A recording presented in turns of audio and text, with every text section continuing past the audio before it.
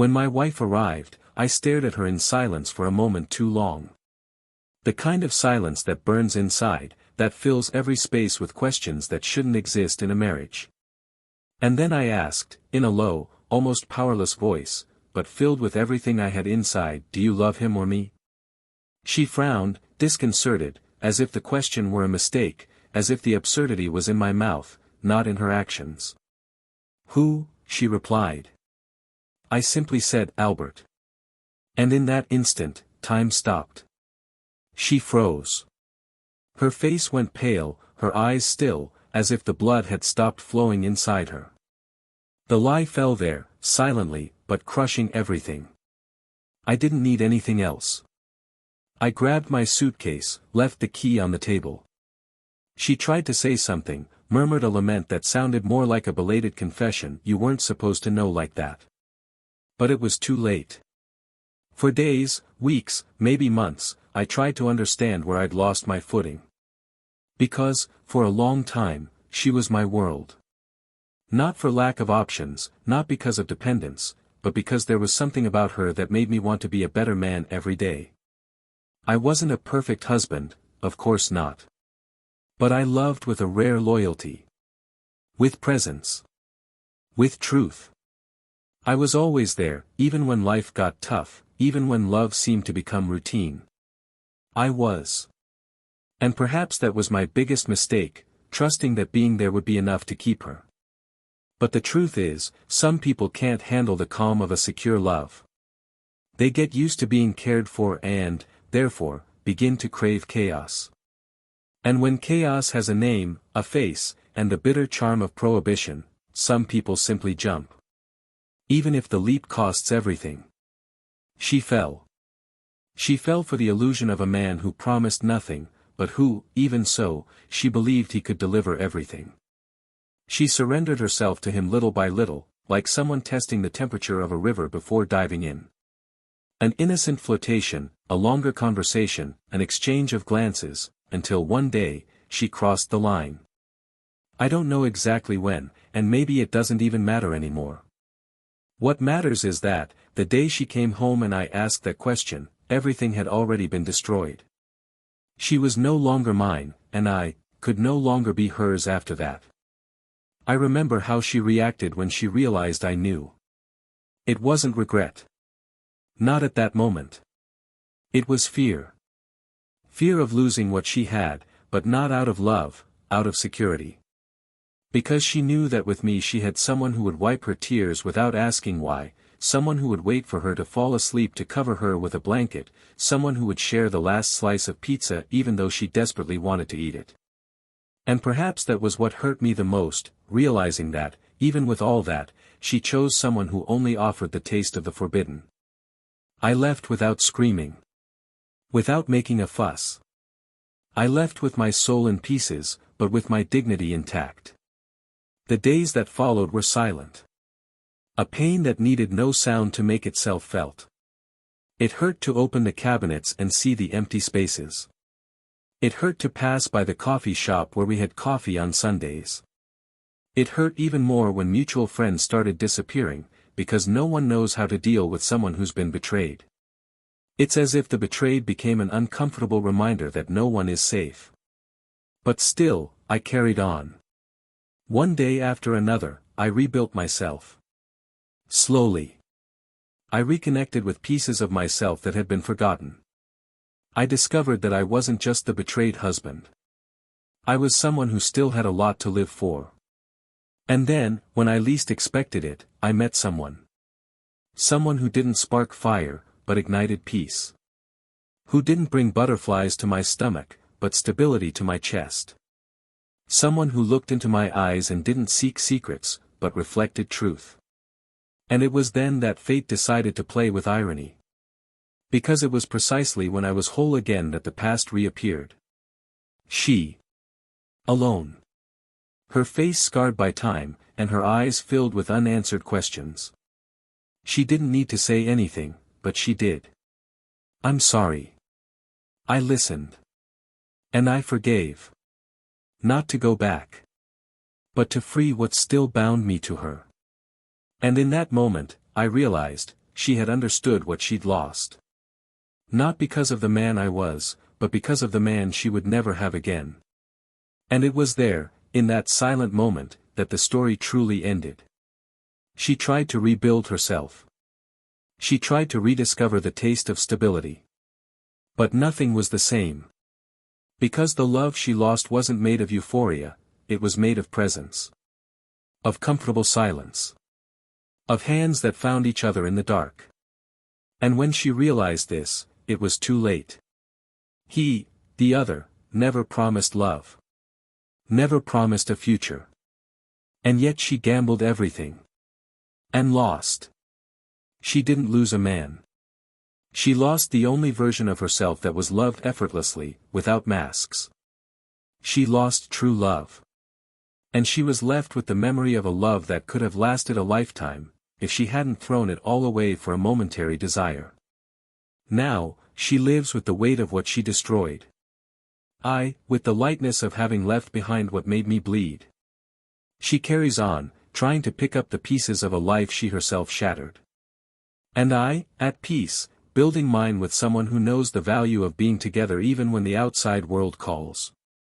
But the most surprising thing of all wasn't that she cheated on me.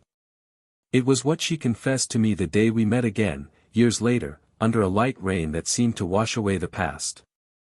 The words she spoke changed everything I thought I knew about our story. And that's where everything becomes more complicated than it seems. Welcome to the channel. Here, we do not romanticize and never support any form of betrayal. The stories you will hear are fictional, but the feelings, the losses, and the consequences are based on the reality of many lives destroyed by wrong choices. Our objective is clear, to show that cheating is expensive, and that true love, once lost, rarely returns. Get ready now for an intense, shocking, and deeply emotional story. Take a deep breath. The truth is about to hurt. They met on an ordinary afternoon, one of those that promises nothing more than routine, but for some unseen reason, becomes a turning point. He was with a friend, waiting for a coffee that was taking longer than it should have, and she walked in alone, earbuds in, eyes glued to a cell phone screen. Their first exchange of glances was brief, almost unnoticed, but he saw her. She, not immediately. It was as if the whole world was distracted, except him. Time passed, and by some coincidence of those that seemed contrived by fate, they ended up sitting next to each other in line at the counter when the place filled up. She took out one of her earbuds and commented on the slow service. He laughed. And the conversation began there, effortlessly, as if they had reconnected after a long absence, even though they had never seen each other before. Her name was Helena. She had a beauty that didn't scream, but lingered. Her brown eyes held something hard to name, perhaps a mixture of firmness and tenderness that was easily disarming. His name, however, was Daniel, and he was the kind of man who didn't catch your eye at first glance, but left a mark over time. He had a calm demeanor, a deep voice that gave the impression of security, and a gaze that listened even in silence. After their first coffee, other encounters followed. Walks in the park, unpretentious dinners, afternoons of long conversations that began with banalities and ended in confessions neither of them knew they were ready to make. There was no explosion, there was no euphoria. What blossomed between them was a kind of peace. A silent connection that needed no explanation. Over time, everything fell into place. Their worlds began to blend naturally. Helena was a literature teacher, passionate about stories that delve into the depths of humanity. She had a certain restrained romanticism, like someone who believes in love but fears giving in completely. Daniel, on the other hand, was an architect, organized, methodical, but with a sensitive aesthetic sense. He was detail-oriented, careful with the little things, and perhaps that was what won Helena over. The way he remembered details, how he paid attention to her tastes, the pauses in her sentences, her involuntary gestures. She, on the other hand, offered him what he didn't even know he needed, lightness. The ability to look at ordinary days and see beauty in them. The relationship evolved slowly but surely. There was no rush, but there was clarity. When they decided to move in together, it was almost a natural step, without any big speeches or doubts. They rented a 2-bedroom apartment in a quiet neighborhood, with large windows and natural light streaming in the mornings. It was the kind of place that felt small when it was filled with love. Every corner was decorated little by little, with her books, plants he brought from the garden center, paintings they'd chosen together at local art fairs. Weekends were filled with breakfast on the porch, old movies on Saturday nights, and lazy walks on Sunday afternoons. It was a serene love, yet full of presence. Friends always said they had a rare connection. "You understand each other just by looking at each other," one of Helena's friends would say. And indeed, there was a silent connection between them. At parties, it was common to see them exchanging smiles from a distance, as if sharing secrets amidst the crowd. But like any real relationship, it wasn't perfect. They had their friction. She was more impulsive, sometimes letting her emotions get the better of her. He was reserved, sometimes cold in arguments. But they never went to bed fighting. It was almost an unspoken rule: resolve things before the silence of the night. And they always did. Until they started not resolving them anymore. There was a period when life took more than it offered. Problems at work, a worn-out routine, accumulated fatigue. Conversations began to lose depth. Kisses were no longer as frequent. There were no fights, but there was also no longer that constant vibe of before. It was as if they had entered a lukewarm phase, where everything was still standing, but the colors had faded. Helena started hanging out more with her coworkers, resumed dance lessons, and resumed some personal projects. Daniel, for his part, immersed himself even more in work, spending hours in front of the computer, often staying up all night finishing projects. Their schedules no longer coincided as before. Meals together became rarer. The bed became increasingly silent. But even so, there was affection. Affection still existed in small gestures. A note stuck on the fridge, "How are you?" in the middle of the day, a quick hug before leaving. Helena missed something she couldn't quite pinpoint. Daniel noticed something had changed, but preferred not to name it. Maybe he thought it was just a phase. Maybe he was afraid to face the fact that what was once light was now heavy. Still, they tried. They planned a trip together, something they could do to rekindle their connection. They chose a secluded spot, nature, tranquility. They spent good days. They laughed, cooked together, made love like they hadn't in a long time. And for a moment, it seemed like everything would go back to the way it was before. But, like every desperate attempt to fix something that's already cracked inside, the effect was short-lived. When they returned, the silence returned as well. The apartment seemed emptier, as if something had remained from that trip. Daniel noticed she was more distant. More pensive. He began to notice the lingering glances at her phone, the messages answered more quickly than usual, the smiles that didn't come from him. But he preferred to believe it was fatigue. That it was routine. That their love was strong enough to weather any storm. And maybe it was. If they were both trying equally hard. But something had changed. Something he couldn't yet name, but which was already making itself felt in every absent touch, every hurried kiss, every excuse to avoid a deeper conversation. Still, he remained there. Taking care of her in every detail. Picking up the wet towel from the floor, making her coffee just the way she liked it, putting on the series she watched even though she didn't particularly enjoy it. Helena, for her part, seemed torn. Sometimes she hugged him tighter, as if trying to hold something slipping. Other times, she barely said goodnight. It was an emotional back and forth that confused and hurt, but which he endured with a patience only those who truly love can possess. And perhaps this silent love was his greatest strength, and his greatest weakness. Because, in the absence of explosions, in the absence of big fights or shouting, what there was a man trying to hold together a love that was already shattered. And a woman who, even surrounded by affection, lost herself in silences that hid choices he still didn't know about. Time passed, and with it came moments that should have been simple, but became charged with tension. Family lunches with forced smiles, birthdays with gifts exchanged more out of obligation than desire, nights sleeping in the same bed, but in different universes. There was still no open betrayal, no confrontation, no confession. But a chasm was growing between them. A chasm made of absence, of unspoken words, of eyes that avoided meeting. And Daniel, even without knowing exactly what was wrong, felt something was being lost. Something essential. Something that, if it were to disappear completely, he would never be able to recover. But what he didn't know was that the choice had already been made. That the line had already been crossed. That he was fighting alone for a love that, even though still present on paper, no longer existed on the other side of the bed. And so, between silent dinners, increasingly scarce touches, and a love that seemed to survive only through the memory of what once was, their story was heading toward a breaking point. A point of no return. But Daniel still believed. Still hoped. Still fought.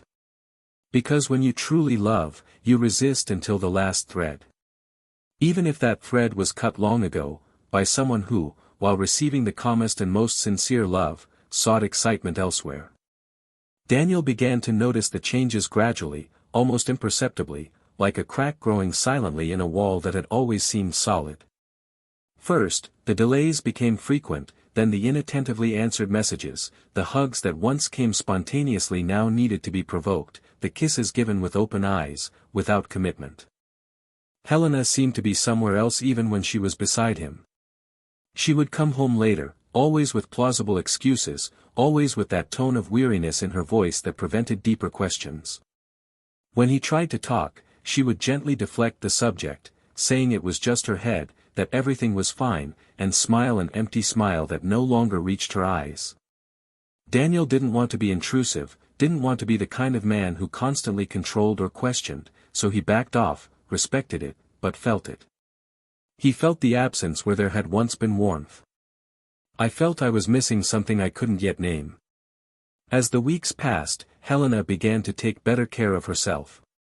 She started wearing perfumes that had long been forgotten on the shelf again, and she started dressing up even for simple appointments, like going to the grocery store or a team meeting.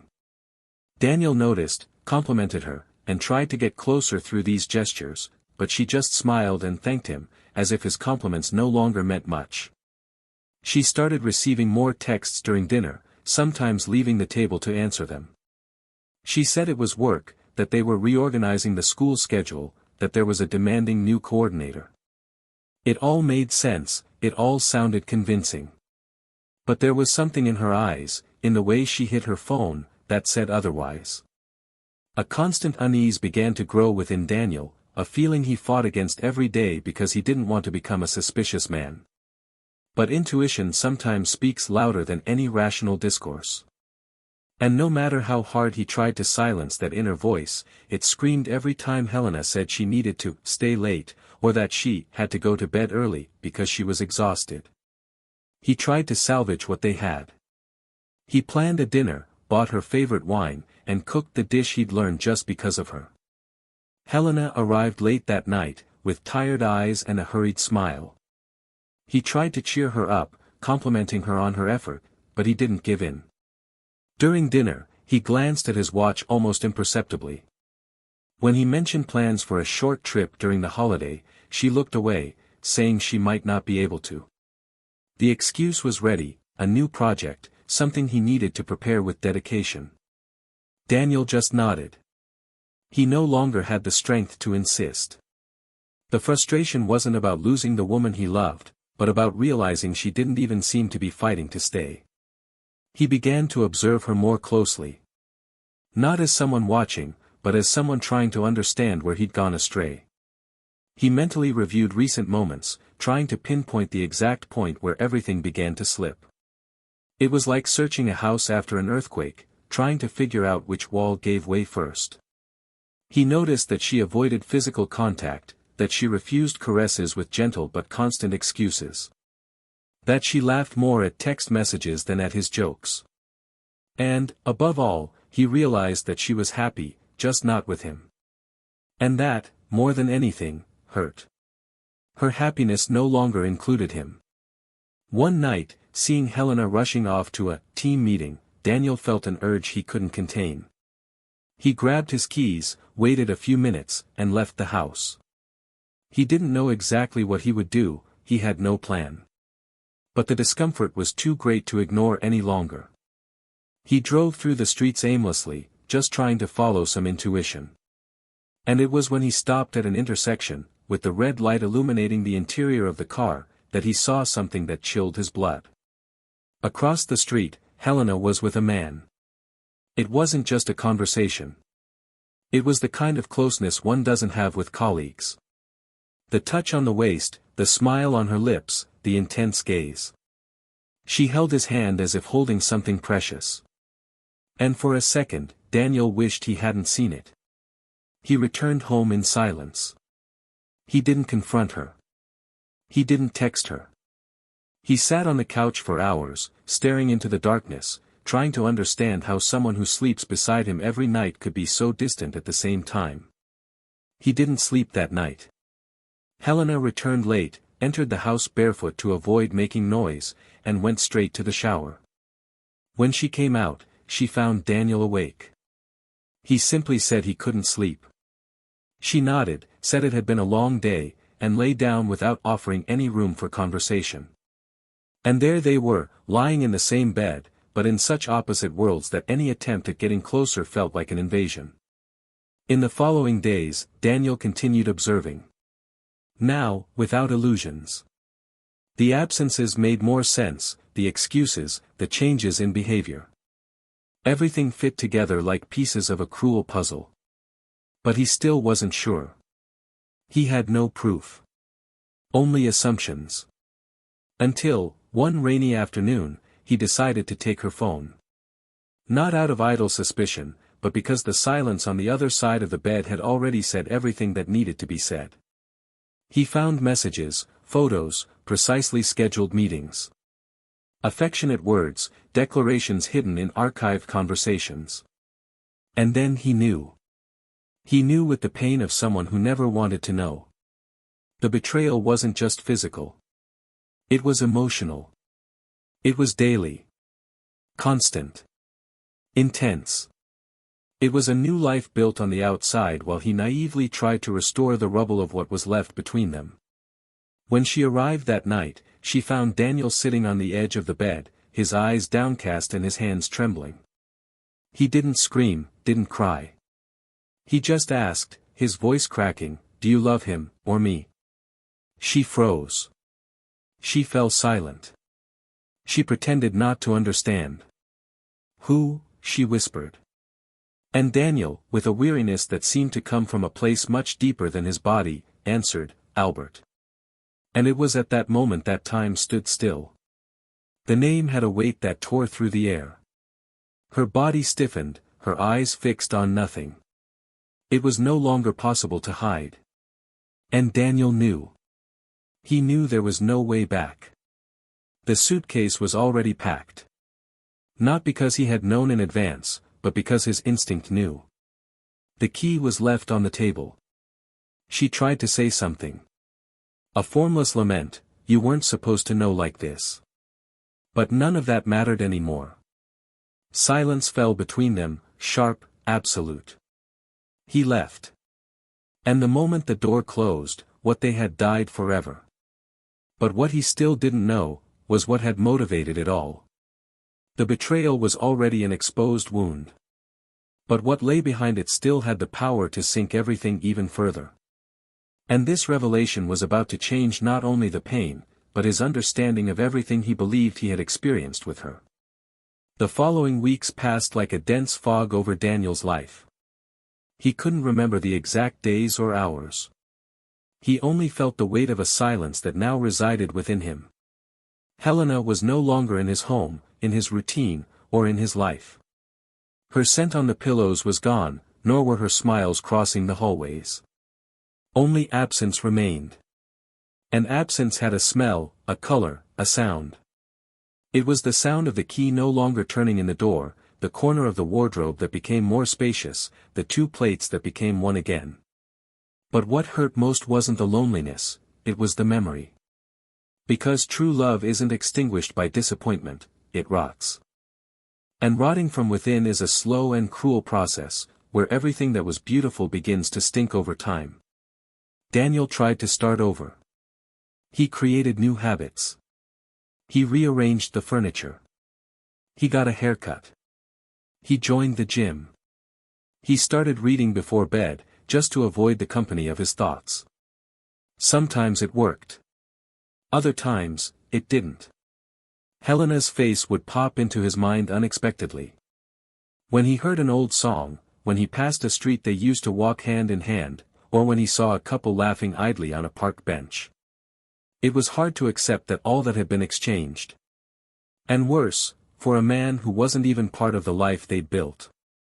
Daniel wondered if she'd ever truly loved him or if it was all just a well-told lie. But he knew better. He knew there had been love.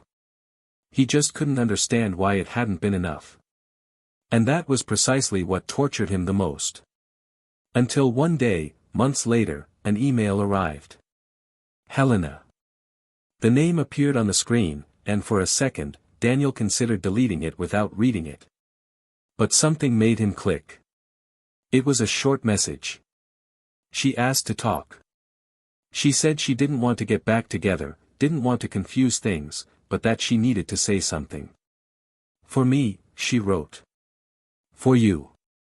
He thought, took a deep breath, and replied with only a time and a neutral place. A park between his old house and the new neighborhood he'd moved to. It was early autumn, and the dry leaves on the ground made a soft crunch under his feet as he walked toward the designated bench. Helena was already there. Alone. Different. Her face thinner, her eyes deeper. She carried an expression Daniel couldn't name, but it carried a weight that seemed far greater than simple regret. She stood up when she saw him, as if respect still lingered there, even amidst the rubble. He sat calmly. He didn't smile. He didn't extend his hand. He just waited. She took a deep breath, tucked her hair behind her ear, and began speaking. Bluntly. Without excuses. As if she'd rehearsed every word 100 times. I was wrong, Daniel. I was wrong with you, I was wrong with myself. I thought I knew what I was doing, but I didn't. I thought I was searching for something I was missing, but today I understand that what I was missing was within me, not outside. And worst of all, I didn't come to you just to tell you this. There's something you don't know. Something that might change how you feel about me, or maybe just confirm that I didn't deserve what you gave me. Daniel stared at her, saying nothing. The muscles in his face were tense. Helena continued, more hesitant now, as if she were about to step into a minefield. When it all started between me and him, it wasn't out of love, nor desire. It was out of impulse. Out of vanity. Out of curiosity. But there was one thing you don't know. He never liked me. He never truly wanted me. He never chose me. He used me, Daniel. From the beginning. Daniel narrowed his eyes in confusion, but remained silent. Her voice was shaking now, and the words came like short stabs. Do you remember that friend of yours, Gustavo, who you met in college? The one who disappeared after a silly disagreement. He and Albert have known each other. They've worked together for years. I didn't know that at first, I only found out later, when I was already involved. They made a bet, Daniel. It was a bet. She paused, waiting for his reaction. Daniel didn't move. His heart was pounding too hard for him to feel anything else in his body. Helena continued, swallowing hard. They were at a bar. I walked by alone after a school event. Albert recognized me from a photo of you Gustavo had shown him. The plan was simple, make me cheat on you. Simple as that. Seduce me. Take me away from you. Make me fall. And he succeeded. I was stupid. I was blind. I let myself be carried away. I felt desired, alive. But it was all a lie. I was a joke, Daniel. She was crying now. Not with drama, but with a low, heavy cry that came from deep within. Daniel's mouth felt dry. His thoughts were jumbled. His stomach churned. A gamble. Everything had been a gamble. Helena had betrayed him, but she had also been betrayed. By another. By everyone. Even by herself.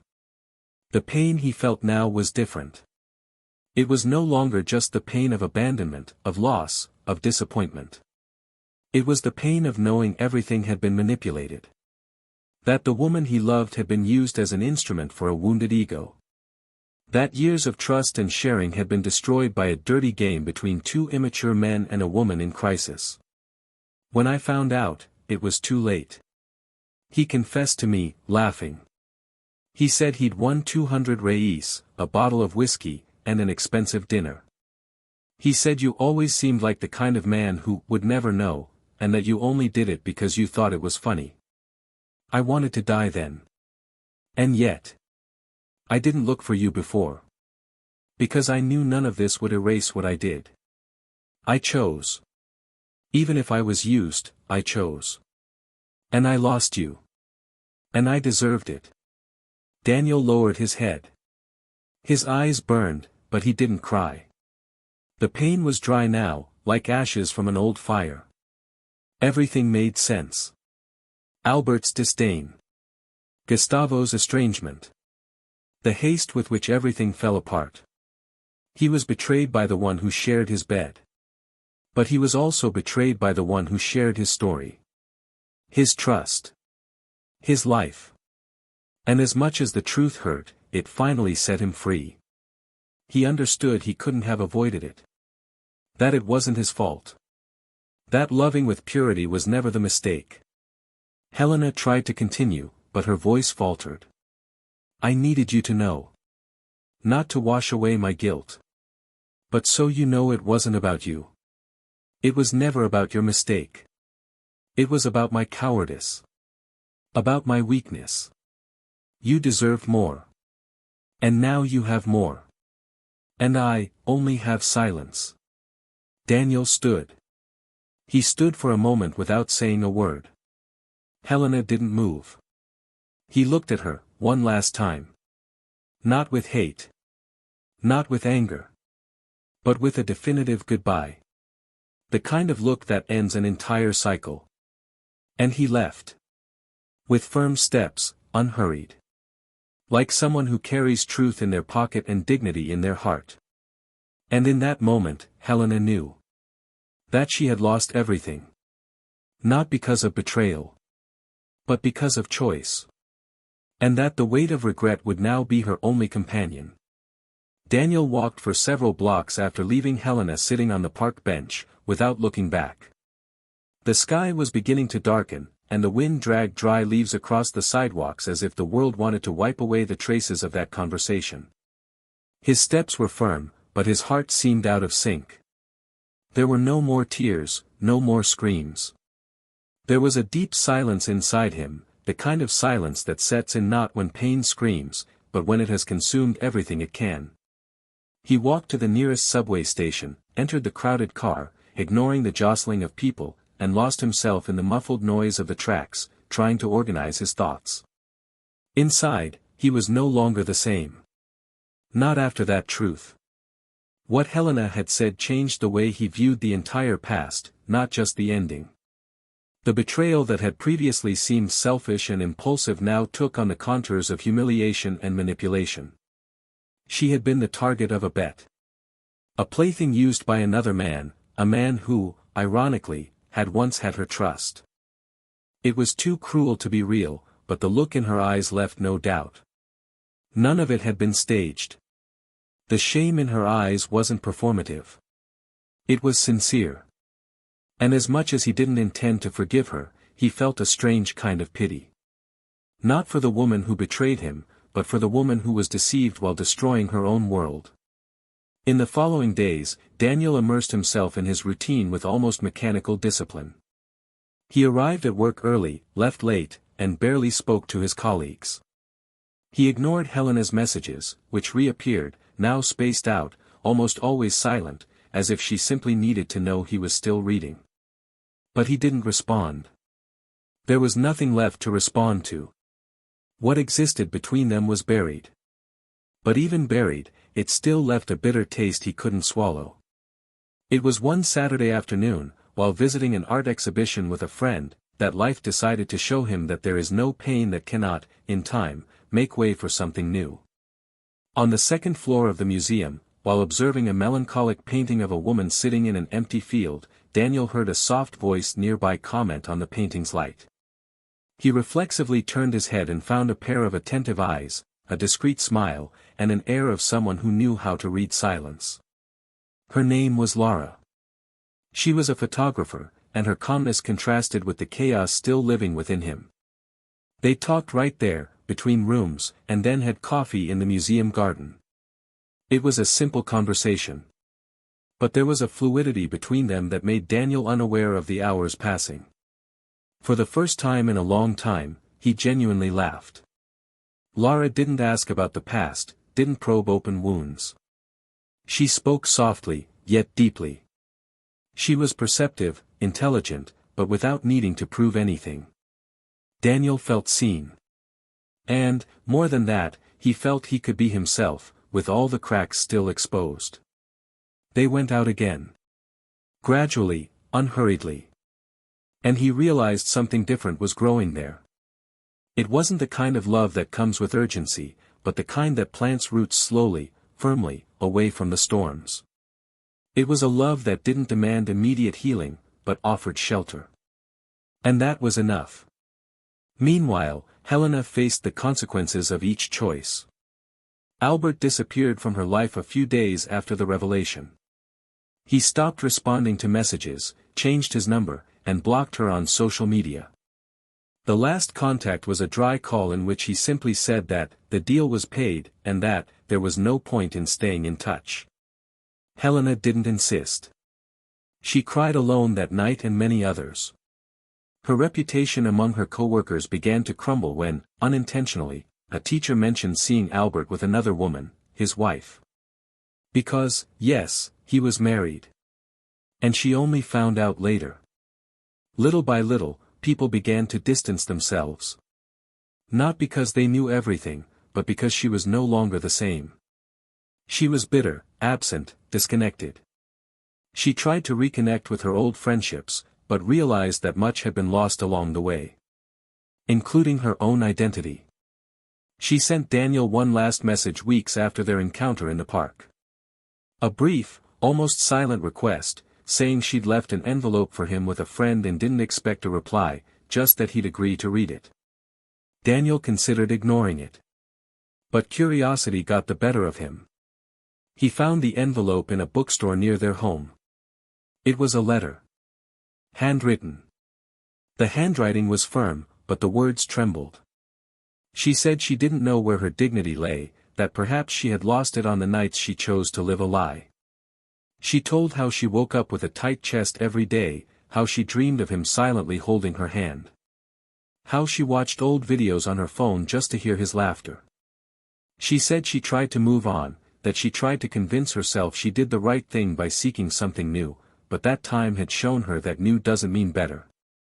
She confessed that she saw Daniel as a rare man, and that now she understood she hadn't lost a relationship. She had lost her only chance at a home within someone. She said forgiveness wasn't his obligation, but that she needed, on her own, to apologize one last time. And that she hoped, from the bottom of her soul, that he would find the peace she herself had destroyed. Daniel read the letter and sat still for a long time. He didn't cry. He didn't smile. He simply understood that her pain was real. But it was no longer his responsibility to heal what she had broken. He put the letter in a drawer along with other papers that represented closed parts of his story. And that same weekend, he took Lara to a place he always liked to visit when he wanted to think, a lookout point high up in the city, where the sunset seemed to wash over the world. They sat side by side. She rested her head on his shoulder, and they were silent for several minutes. It was a light silence. Different. It was the kind of silence that doesn't weigh down, but comforts. And Daniel, there, knew. I knew I was starting over. That love was still possible. That pain didn't define him. That the past could hurt, but it no longer needed to be controlled. Helen moved on with her life. She went to therapy. She changed schools. She moved cities. She tried to reinvent herself. He found some stability, but he couldn't fill the void. Time had cruelly taught her that what is lost through pride, impulse, or vanity, cannot be recovered. She never found anyone like Daniel again. She didn't even look for him, deep down. Because she knew there was only one. And he was no longer hers. And so, the past remained where it belonged. Helena continued with her regret. Daniel, with the peace of having forgiven, not to forget, but to free himself. And, above all, with the certainty that those who offer calm, true, and complete love, do not deserve to be betrayed, but deserve to be loved by someone who knows how to hold that love with both hands. Without letting go. Without letting go. Daniel began to carry with him a strange sensation, as if he had lived through an earthquake and was now walking on ruins that were slowly being rebuilt with greater calm and awareness. Nothing he felt was easy to translate. After the letter, after the full revelation, after seeing Helena crumble before the truth she herself had brought, the peace he had achieved was not tainted by anger, but by a kind of bitter lucidity. The clarity that love, even the most genuine, is not enough when reciprocity is lacking. What is built with care can be destroyed in seconds by those who do not know the value of what they hold in their hands. And, as much as he had learned this through pain, now that pain no longer dominated his daily routine. It existed only as a scar, no longer as an open wound. He began to see the past with an uncomfortable clarity. The details of scenes he'd previously considered small, everyday moments now took on new meaning. He perceived more deeply the signs, the omissions, the pauses in Helena's gestures that he'd interpreted as fatigue, but which were, in fact, hesitation. It was hard to face the fact that his love had endured while she was already drifting apart inside. But there was nothing left to fix. There was only the understanding that he'd done the best he could, right up until the very last minute. And that anyone who abandons true love to chase illusions must inevitably live with the absence of what they let slip away. Lara, in turn, entered his life with a gentleness that didn't demand a place, but rather conquered space with a genuine presence. She didn't fill the voids left by Helena, because Daniel knew no one should enter another's life to fill holes, but she offered a new path, built on respect, listening, and patience. They didn't talk much about the past. Lara respected his silences, and in return, he felt comfortable being honest. For the first time, Daniel experienced a relationship without the pressure of constantly proving himself. With her, the days didn't need grand events. All that was needed was the comfort of being with someone who didn't hide, who looked into your eyes and spoke from the heart, without games, without double-dealing, without absence disguised as routine. Still, a dilemma began to grow within him as the months passed. Not regarding Lara, but regarding the idea of forgiveness. Because forgiving isn't just a rational choice, it's a moral decision that shakes everything we've been taught about justice, deservingness, love, and boundaries. Helena's letter had left its mark. She didn't apologize for getting back together, nor did she beg for another chance. But what she had in that last message was sincere pain and the complete exposure of a woman finally acknowledging her fall. Daniel spent days trying to understand his feelings about that. He'd already told himself he'd forgiven, but was that true? Or was it simply a way of not holding a grudge? Doubt haunted him at unexpected moments. When he saw a couple arguing on the street, when he heard a song about second chances, when he sat down for coffee and remembered the way Helena used to stir the sugar in silence, staring into the cup as if trying to predict the future. Why did she do what she did? What, truly, led a woman who had a stable life, a present partner, a peaceful home, to destroy everything for an empty promise? Was it possible to feel true regret and still not deserve a second chance? And, even more so, how far should forgiveness go? Daniel began writing about it in a notebook he kept by his bed. Not with the intention of publishing it or showing it to anyone, but as an attempt to organize his own feelings. One day, he wrote, "I loved her as calmly as I could, but perhaps she was expecting a storm. Now the storm has passed, and what's left is silence. But is her silence the same as mine?" Another night, he wrote, "Forgiveness is an act of courage. But it's also a limit. It's not about forgetting, it's about choosing not to live with anger.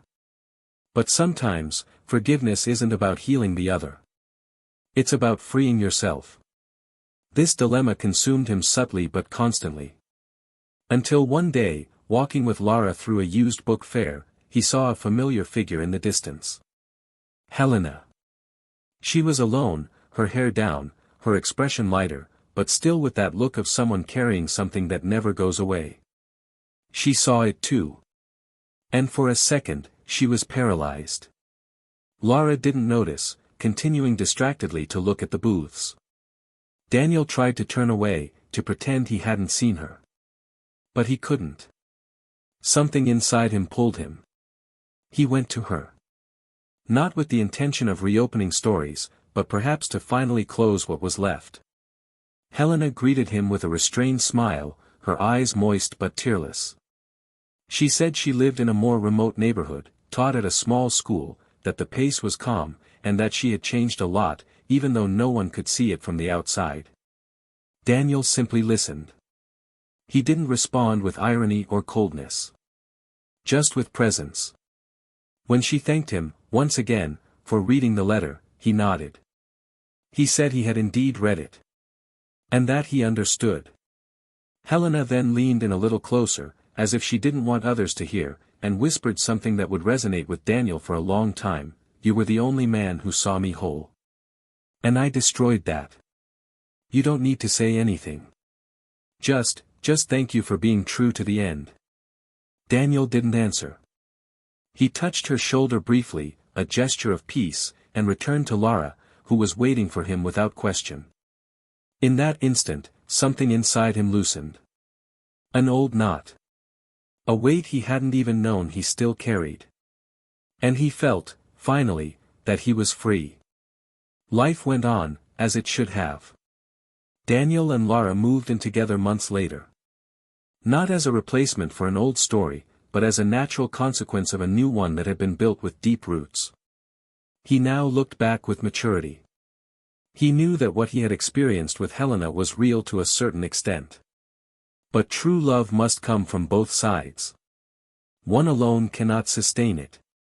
His pain was legitimate, but it no longer needed to define his path. What had once been an open scar was now just a memory. And forgiveness, more than a gift to Helena, had been a gift he had given himself, the gift of moving forward, light, whole, clean.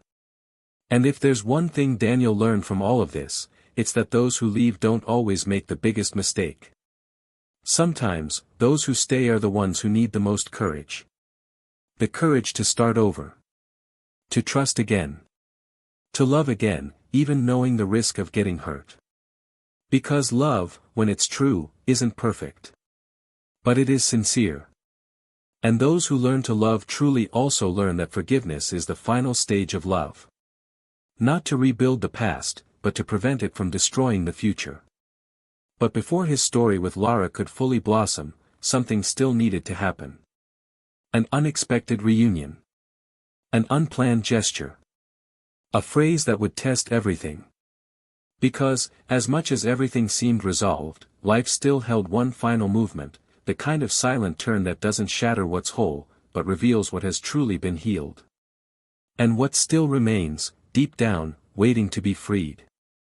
Spring arrived with more ease than Daniel expected.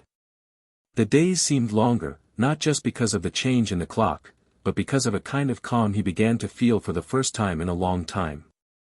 Life with Lara was silent in a healthy way, like a background music that needed no emphasis to be noticed. They understood each other in their looks, in the pauses, in the gestures that required no justification.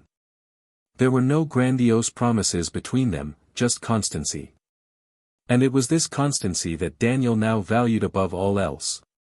Having someone who remained, even when the outside world demanded so much, was the true form of love he had learned. Still, like every soul that has ever carried deep pain, there were moments when the past whispered. Not as a threat, but as a reminder of who he had been. A memory that sometimes came in dreams, other times in scents or songs. And although he had overcome everything, some healed wounds still itched on rainy days. One Sunday, Lara suggested they spend the weekend in a nearby town known for its bucolic landscapes and discreet inns. Daniel accepted enthusiastically. He needed that break. Leaving the city behind for a day or two felt more than a rest, it felt like a rite of passage. On the way, they chatted about simple things. Lara enjoyed listening to stories, and Daniel gradually learned to tell them more freely. They laughed together, shared silences that didn't weigh them down, and allowed themselves to be there, completely lost in the moment. Arriving at the inn, the atmosphere was cozy. A wooden cottage surrounded by tall trees, the scent of burning wood in the distance, and a peace that settled in their bones.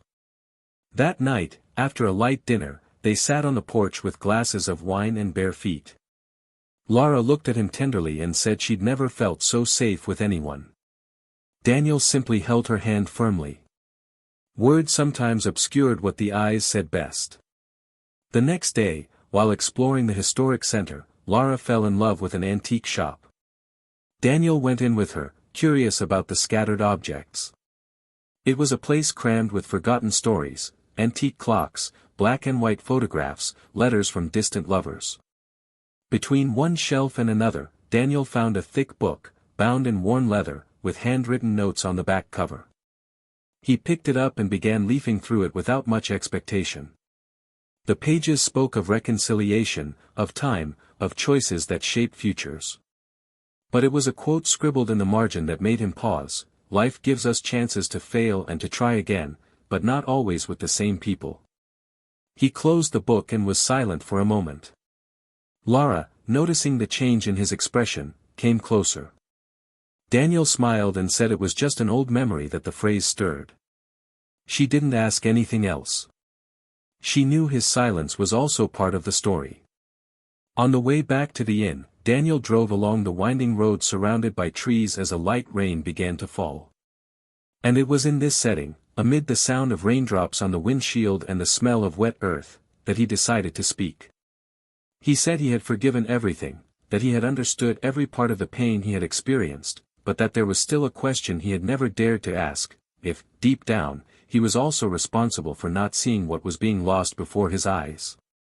Lara listened attentively and responded with a maturity that dismantled any defenses. He said that love is not measured only by the effort we make, but also by how we allow ourselves to see the other person. That perhaps he had given so much of himself that he failed to see that the other person no longer wanted to receive. And that the mistake was not loving too much, but believing that love alone would sustain everything. Daniel was silent for a moment, and then said that this was the most honest answer he had ever heard. And, in a way, it was also the one that freed him the most. When they returned to the city, the days passed with ease. Daniel returned to old habits, like writing letters he'd never sent. Not out of attachment, but for clarity. It was like putting down on paper everything his heart no longer needed to carry. One of these letters was addressed to Helena, but it remained in a box he kept locked high in the closet. It was a letter without anger, without resentment. It simply said he forgave her for everything, not because she deserved it, but because he deserved to move on without pain. And that he truly hoped she would find a path to peace. There was no longer love, but there was compassion.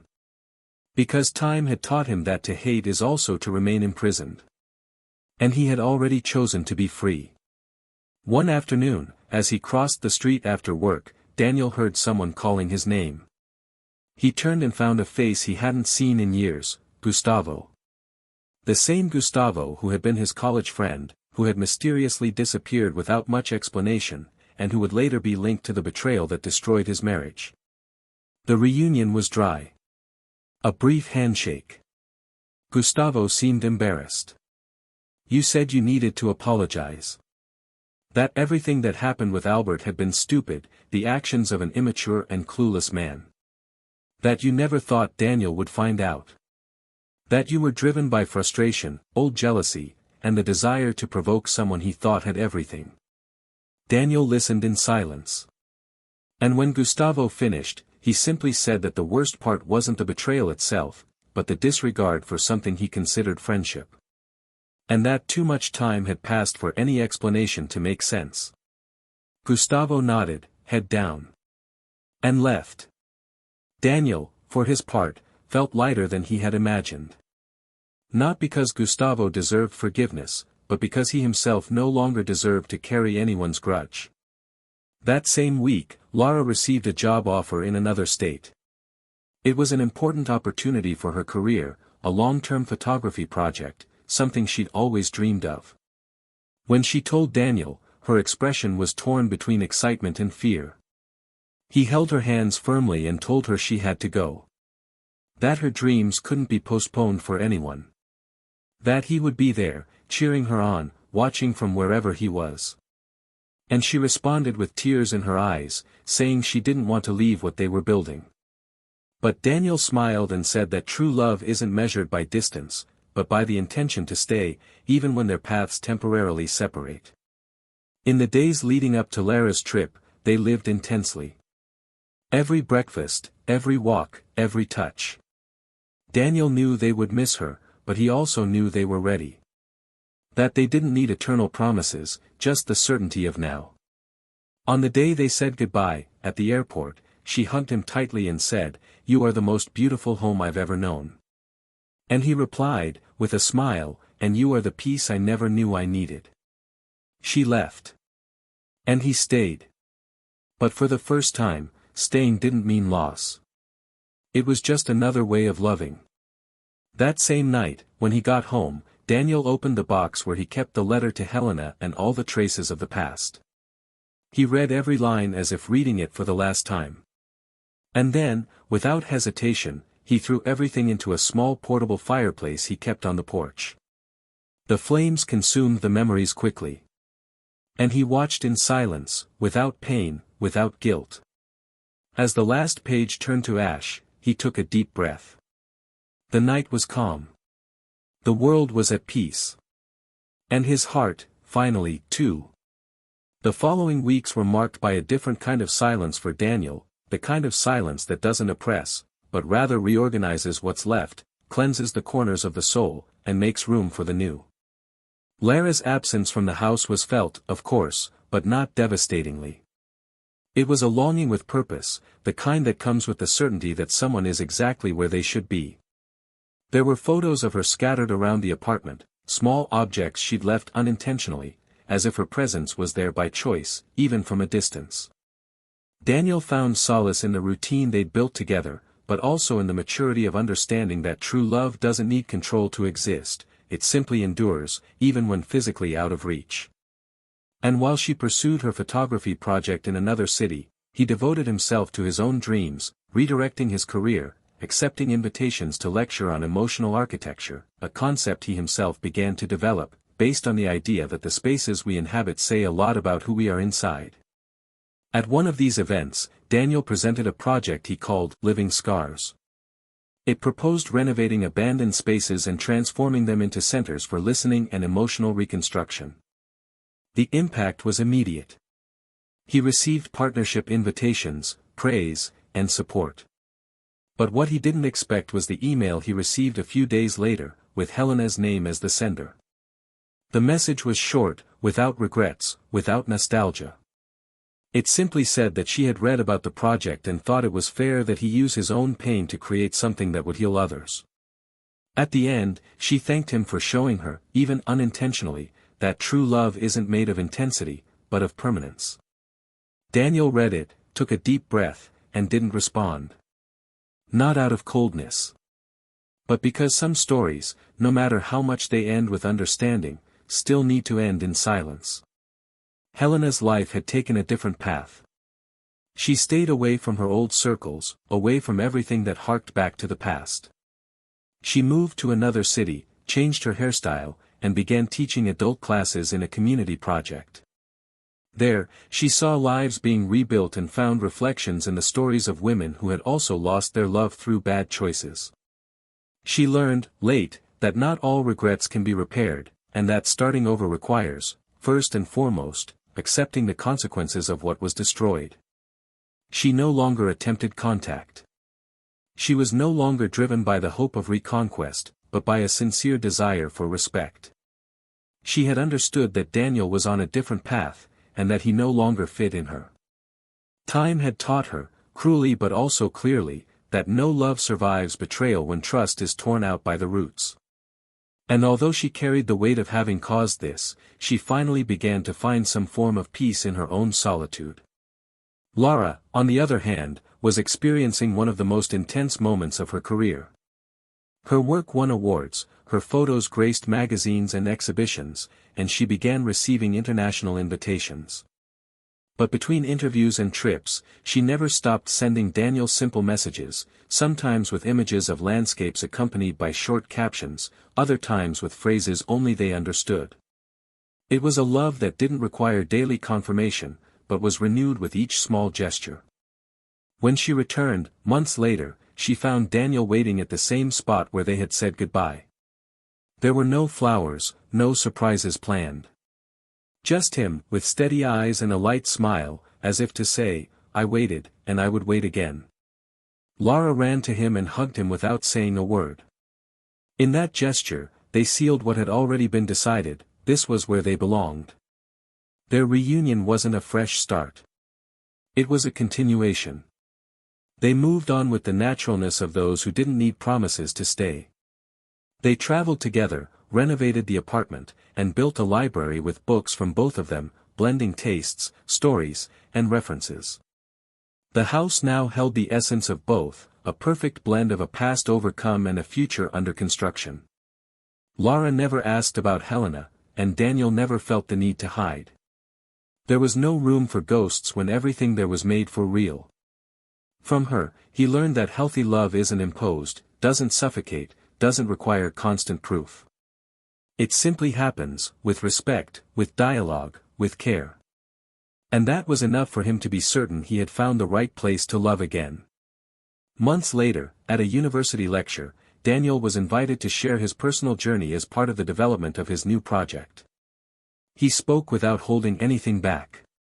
He said he had been betrayed, that he had faced pain that almost made him lose faith in love, but that he decided to use it all as the foundation for something greater. The audience listened in absolute silence. And at the end, when a student raised her hand and asked what he would do if he could go back in time, Daniel smiled and replied with calm firmness, "I would have chosen myself sooner." That sentence reverberated like a dull beat on a drum. Because, deep down, that was what was missing in many love stories: self-love. He understood that loving another is only worthwhile when we don't abandon ourselves in the process. And that was his greatest lesson. Years passed. Helena continued her life discreetly. He didn't remarry, didn't seek intense relationships. He preferred silence. He visited a small bookstore every Saturday, wrote letters he never sent, and kept an old photo of Daniel on his nightstand, not out of longing, but as a living reminder that some mistakes are forever repaid. Sometimes he passed couples on the street and found himself imagining what his life would have been like if he had made different choices. But there was no more pain in his eyes. Only the peaceful emptiness of someone who understands that what they lost will never return. And that some doors, once closed, must remain that way. Daniel and Lara, on the other hand, began working together on social projects aimed at rebuilding families destroyed by disloyalty, abuse, and absence. Their stories began to inspire others. They received letters from people across the country telling how their testimonies had given them the strength to leave toxic relationships or rebuild their faith in love. And this, for him, was one of the greatest meanings of the pain he experienced, transforming suffering into a path for others. Today, when he looks back, Daniel feels neither anger nor regret. Only gratitude. For having survived what seemed unbearable. For having learned that love that hurts isn't love at all, and that those who leave without explanation once wanted to stay. And that those who trade the certain for the uncertain always run the risk of discovering, too late, that the uncertain never intended to stay. Helena moved on with regret. Daniel with the peace of having left what hurt him. And Lara with the certainty that she had found a man who knew how to love even after being destroyed inside. A man who, in being broken, discovered the art of rebuilding himself. If this story touched you in any way, comment below with your thoughts and your thoughts on the paths each character took. We want to know what you learned from this journey. And of course, if you haven't subscribed to the channel yet, subscribe now. Here you'll always find real, profound, and thought-provoking stories like this one. Remember, cheating doesn't just destroy relationships, it tears away the emotional foundation of those who truly love, ruins families, erases beautiful stories, and leaves scars that time can't always erase. Before cheating, consider whether it's worth losing what's rare for something you never wanted to keep. The channel does not support any kind of cheating. Our mission is to make it clear that where there is truth, there is room for love. But where there is lies, there are only ruins. Choose to be true. Choose to be whole.